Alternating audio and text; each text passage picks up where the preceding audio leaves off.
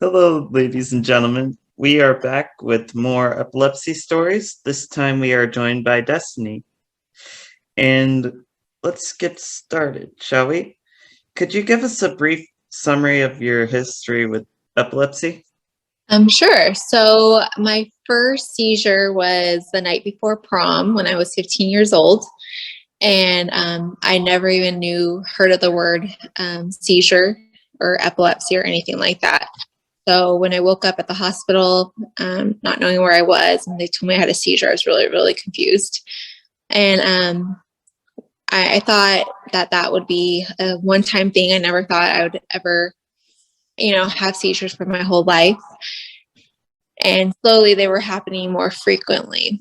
And as a high school student, like with epilepsy, I didn't want anyone to really know. I didn't want any setbacks. So I just kind of lived my life normal, just forgetting about my seizures. But they kept on getting more frequently happening.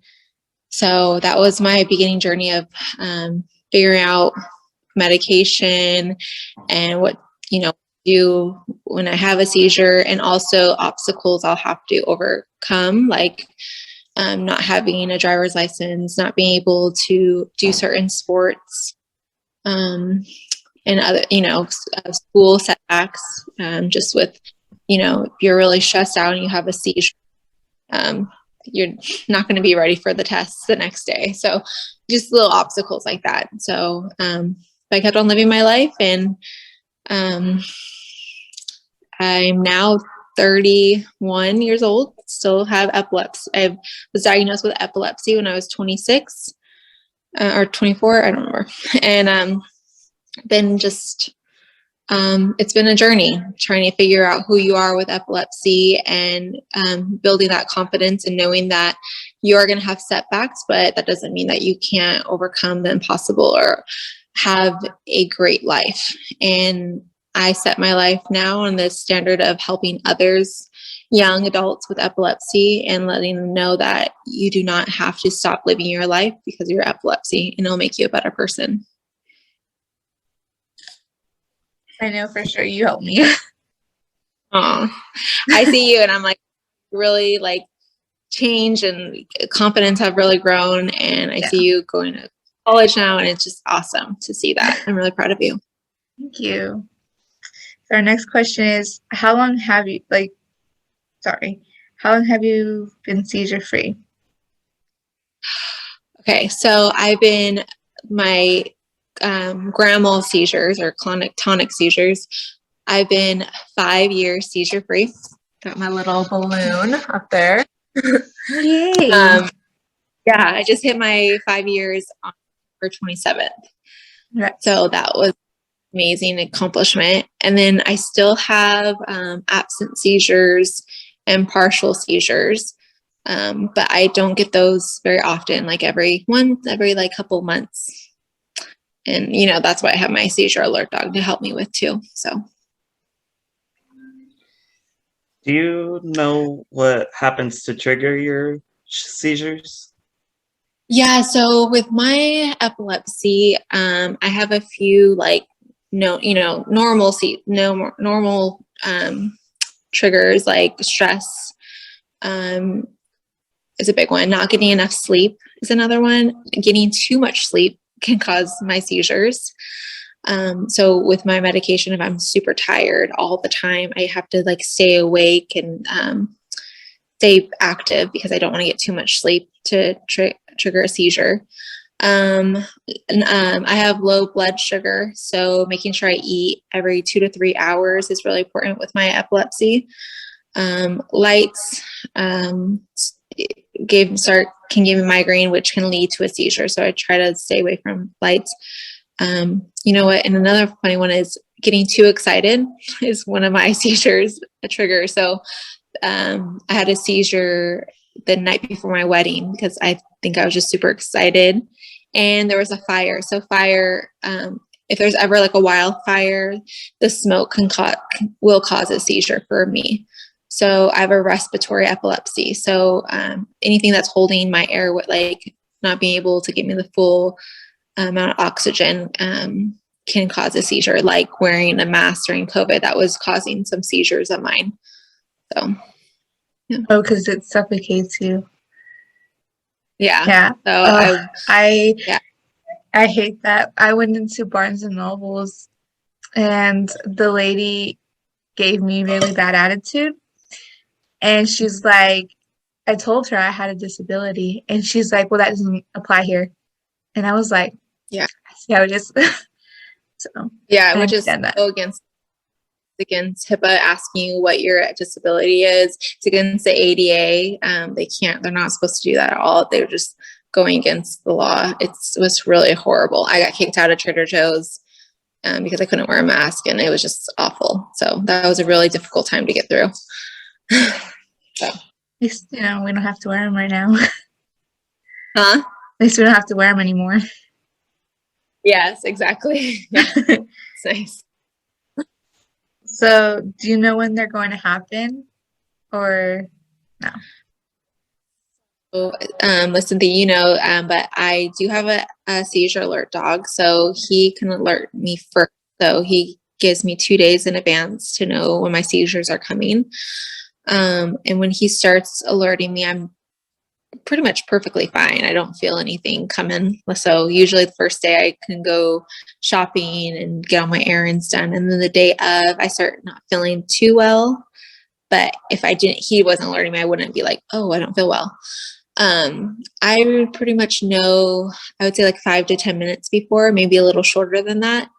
And that's enough time to actually like give a look to my husband and be like, hey, and he can tell. I think the people who are closest to us know sometimes before us because we turn white. We are just completely not there. And so he's really good at knowing when those seizures are going to come to, sometimes before I do. My grand mal seizures, I will say that I have no idea when those are happening. And those are the most dangerous ones because that's when I have them, in the most random spots, if that's on the treadmill or while I'm doing pull up or God forbid if I was ever driving. That's never happened. But I have no idea when those are coming. So that's a scary concept. How does your family and your friends support you? I think one big aspect is letting me do me. So I think over time, they realized that I'm not someone to give up, and they accepted that. I know that there's been times that's really hard, especially with parents, to they want to keep you safe. And that means like, when you tell them like, oh, I'm going to move across country, I'm going to do this, they're feeling hesitant, but they knew that it was best for me. I think so supporting me in that way of letting me live my life. I think that's a big one. And, being able to vent to them, knowing that if I'm having a hard moment, I don't want to play the victim. I just need to like release what I'm feeling. And that's something that I feel like my family and friends have been so amazing at, is never looking at me as a sick individual, never letting me see myself as a victim. They let me see myself as an overcomer. And so when I did feel like a victim, or I did feel like, why is this happening to me? Wanting to ask all those horrible questions of like, why me? I don't want to live life like this. They kind of get me out of that funk, knowing that I'm not a victim, and stop that. So kind of get that tough love too. And yeah, just supporting me any way I can. So. That's great. Sorry if you can hear my Alexa. Oh, you're fine. So were you ever bullied like in high school or in general?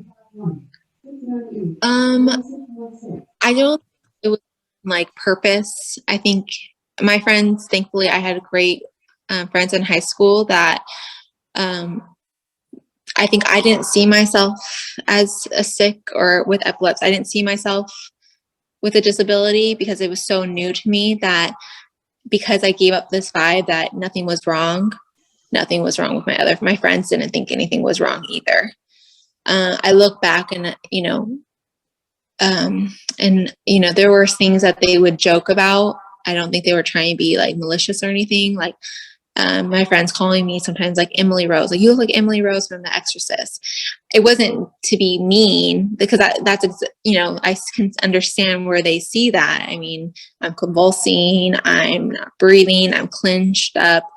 I can see why, you know, so they're just trying to put a picture to what they saw.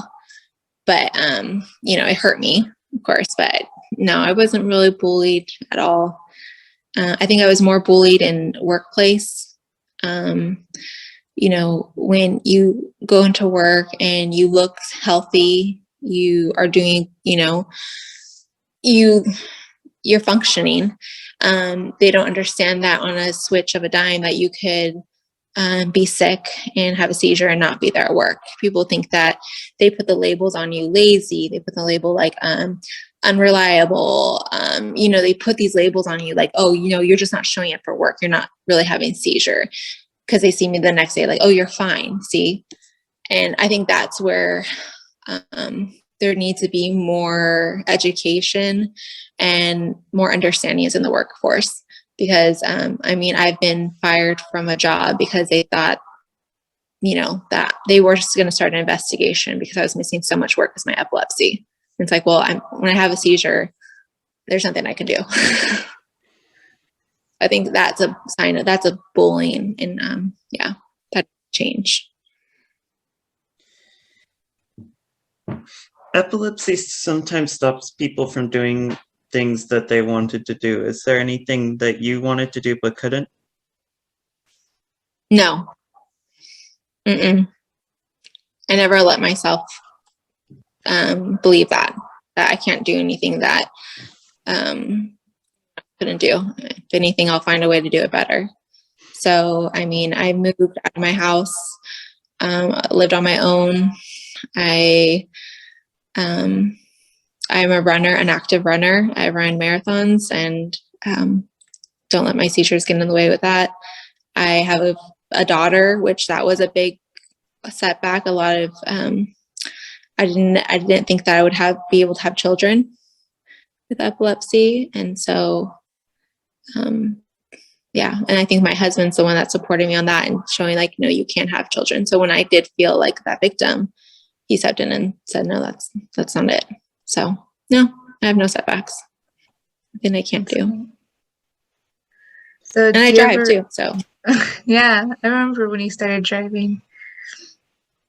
yeah. Yeah. Do you ever wonder what life would be like without epilepsy? I do, in a sense of, I mean, I'm not always positive, so don't think that this is, you know, I'm trying to be positive, but this is how I really see it as. I really don't think I think I wouldn't care about life as much as I do now. When you're told that, you know, your life's going to be cut short because of epilepsy, because you could die from a seizure, you learn very quickly to live every day like it's your last day. And I feel like I wouldn't have that ability to do if I didn't have epilepsy.